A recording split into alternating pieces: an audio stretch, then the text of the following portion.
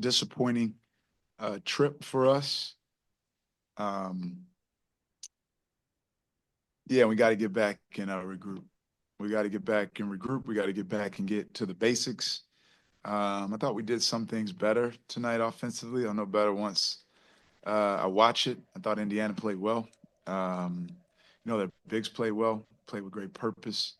Yeah, we got to get back, watch it, and improve and get ready to play BYU on Tuesday night in our building. Questions for Jayden? Yeah, Jayden, can you just sum up the 3 games here? It seems you probably had more issues team-wise defensively more than offensively. I guess it's been back and forth a little bit. Yeah, I would say that sums it up. I feel like all 3 games, our opponents have shot over 40%, which is our main objective on defense, holding teams on the shooting under 40%. And I feel like all 3 losses, all 3 teams shot over 40%, and that resulted in the results we got. So we really got to buckle down defensively and start to make that our identity more and get back to that. Any more questions on Zoom for Jayden? Yeah, Jayden, there was some talk on the broadcast about how this is a shooter's gym, dark backdrop, and sort of tight walls to the rim. Did you find your eye a little better than maybe in some of the bigger arenas you play in? I'm not sure. Maybe that is the thing. I don't think that played too much of a factor within me making shots or shooting the ball. I feel like I was just confident out there. Made a few, so I just kept shooting. Any more questions for Jayden? Thank you, Jayden. Questions for Coach English? Can you speak to the defensive challenges that you guys had? Is it was it one specific thing or just kind of team wide? Yeah, Kevin, offense and defense are married. They're married. And, obviously, and each game kind of was a different story. The first game, defense is harder when you're turning it over.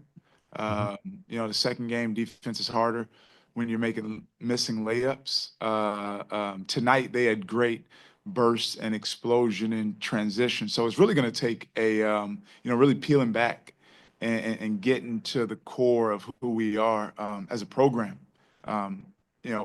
As far as the way we play, and it's a harsh truth, but it is a truth. And we obviously haven't done a good enough job, getting our guys to understand exactly, what we expect, what our standard is in certain areas on defense, because obviously when we came here and the talent level was higher than it was in our first 5 games, we crumbled. And Kim, I'm curious. It's funny. We've actually asked after every game, you played, too many guys or go. And then yet a game like today, Eli comes off the bench and plays pretty well. Jabri shoots the ball better than he has all season. So I'm sure it's confusing to you just as it would be to media and fans exactly, who your guys are at this stage. Yeah, I mean, we've been in a process since our first practice of who are we as a team. Obviously who we are without Bryce is a bit different than who we are with him. But even without him, who we are should, stand true.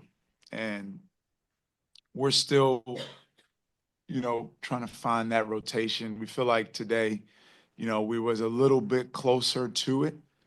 Yeah, again, we'll get back, we'll watch it, we'll regroup. Quick turnaround for a talented, tough, great size, great shooting BYU team. Kim, just defensively, do you see guys working as hard as you want them to, or do you feel like it's more conceptual and guys understanding where they need to be at certain times? It's a little bit of everything. You absolutely today needed to work harder in transition defense in the first half. And transition defense is simply running as hard as you can possibly run, not what you think is fast enough. you have to work hard, but you also have to work smart. How you navigate screens, what you do against a zone. So working hard is one thing. Yeah, I think we work hard in spots, but it's working hard and smart, hard and tough together. We'll get back and we'll be able to pinpoint exactly what it is and clean it up. And I think we'll be better Tuesday night defensively. And just in terms of Bryce, I think you said on Tuesday he might be a game time decision for the first game. He ends up not playing in any of the three. Was he close at any point here? Yeah. Again, he'll get a workout here. I don't know what time it is, but at 1:30 on the practice court here, we'll watch him. We'll get back. He'll get a workout in tomorrow evening. We'll practice Sunday, practice Monday, and see how he feels. Any more questions? Kim, just the challenge of playing uphill. It seemed like all three games you were kind of digging yourselves out of a deficit early, and just what that does for your team offensively, specifically. Yeah, we had poor starts all three games. Got out of it quicker. The Oklahoma game, played from behind the entire Davidson game. Got out of the hill maybe 8 minutes to go in the first half today. It was a 5-point game. They went on a run to end the first half and start the second half. Um, it's not the end of the world, but it's less than ideal. I'll say that, but it's really about the process.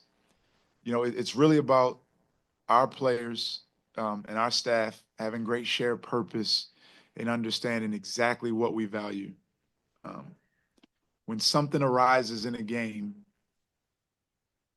knowing exactly what the expectation is.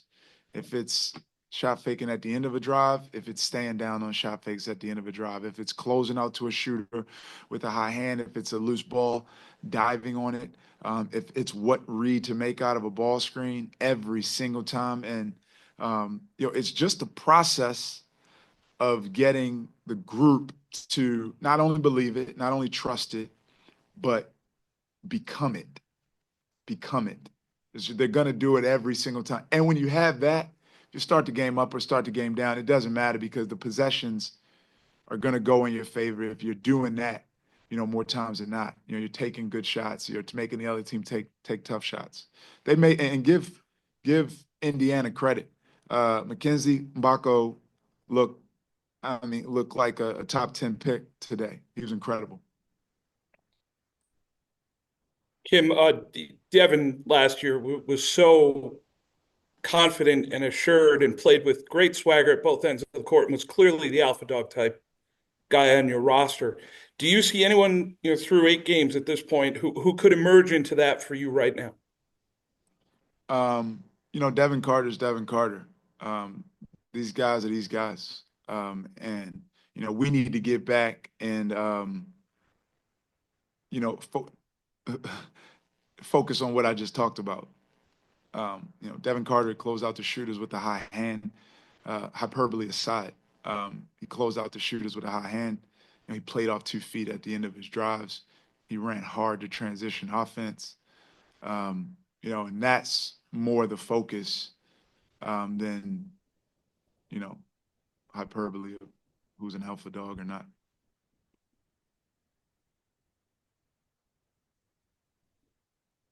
Thank you.